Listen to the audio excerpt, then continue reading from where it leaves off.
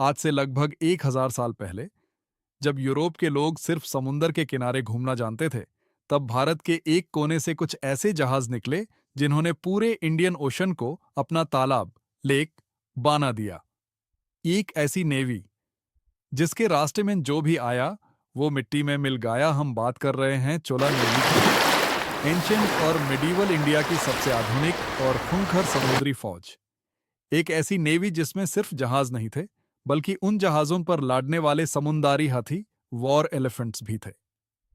राजा राजेंद्र चोला और उनके बेटे राजेंद्र चोला ने एक ऐसा साम्राज्य खड़ा किया जो सिर्फ इंडिया में नहीं, बल्कि श्रीलंका, मालदीव्स, मलेशिया और इंडोनेशिया तक फैला था।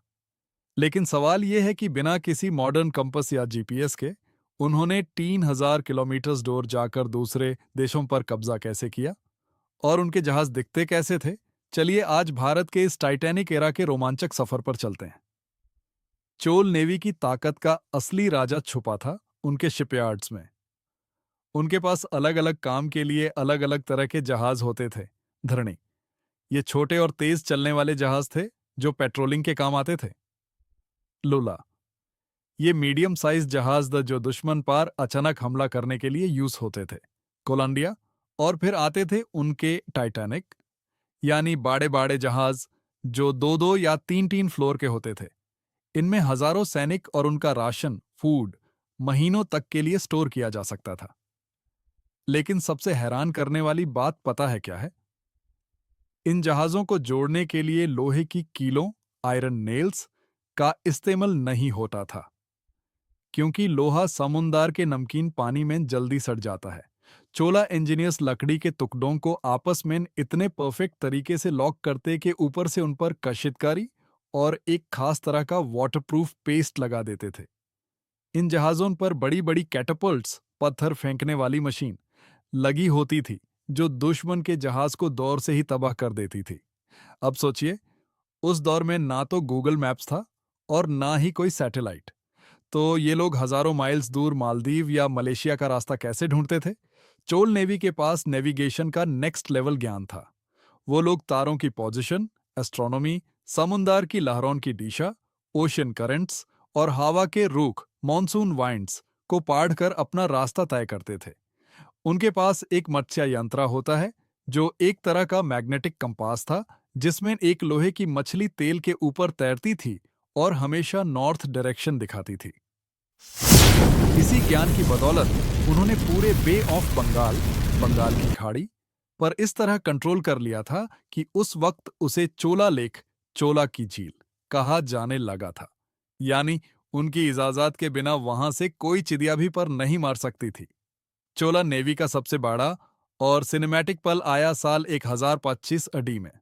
उस समय साउथ ईस्ट एशिया में श्रीविजय साम्राज्य का राज था, जो चाइना और इंडिया के बीच होने वाले ट्रेड पर कब्जा करके बैठा था और भारतीय व्यापारियों को परेशान कर रहा था। राजा राजेंद्र चोल प्रथम ने तय किया कि अब बहुत हुआ। उन्होंने भारत के इतिहास का सबसे बड़ा मैरीटाइम अटैक लॉन्च किया। हजारों जहाजों का बेड़ा जब श्रीविजय के कोस्ट्स पर पहुंचा तो वहां के राजा के होश उड़ गए। उन्होंने कभी ख्वाबों में भी नहीं सोचा था कि इंडिया से कोई सेना समुंदर पार करके उन पर हमला करेगी। चोला सैनिकों ने उनके पोर्ट्स पर कब्जा किया, उनके शहरों को जीता, और सबसे बड़ी बात, उन जहाजों से बड़े बड़े वॉर एलिफेंट्स, हाथियों को समुंदर किनारे उतारा। सोचिए, जिस दुश्मन ने कभी समुद्री लड़ाई में हाथी नहीं देखे थे, उनकी क्या हालत हुई होगी। राजेंद्र चोला ने श्रीविजय के राजा संग्रामा विजय तुंगवर्मन को बंदी बना लिया और प्यूरे ट्रेड रूट पर भारत का झंडा गाड़ दिया। जो नेवी इतनी ताकतवर थी, जिसने सदियों तक राज किया, आखिर वो इतिहास के पन्नों में गुम कैसे हो गई? क्यों इसे the Titanic of ancient India कहा जाता है? इसके दो बड़े कारण थे। इंटरनल वॉर्स, चोला किंग्स के बाद जो उनके उत्तराधिकारी सक्सेसर्स आए, वो आपस में और पड़ोसी रजों जैसे पंद्यस और चलुक्यस से लड़ने में बिजी हो गए। उनका ध्यान समुंदर से हटकर जमीन की लड़ाइयों पर चला गया। नेग्लेक्ट ऑफ नेवी, किसी भी नेवी को चलाने के लिए बहुत पैसे और मेंटेनेंस की जरूरत होती है। जब सेंट्रल पावर कमजोर हुई तो जहाजों की देखभाल बंद हो गई और धीरे धीरे ये बेमिसाल टेक्नोलॉजी मिट्टी में मिल गई। लेकिन चोल नेवी का ये बलिदान और उनका ज्ञान बेकार नहीं गया।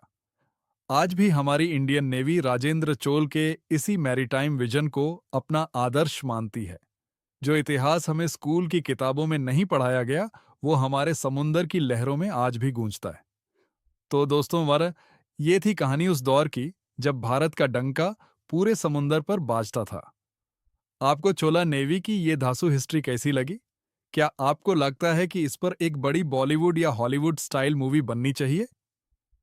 कमेंट्स में जरूर बताएं और ऐसी ही शानदार हिस्टोरिकल वीडियोस के लिए द हिस्ट्री फाइल को अब भी फॉलो और शेयर करें। मिलते हैं अगले वीडियो में।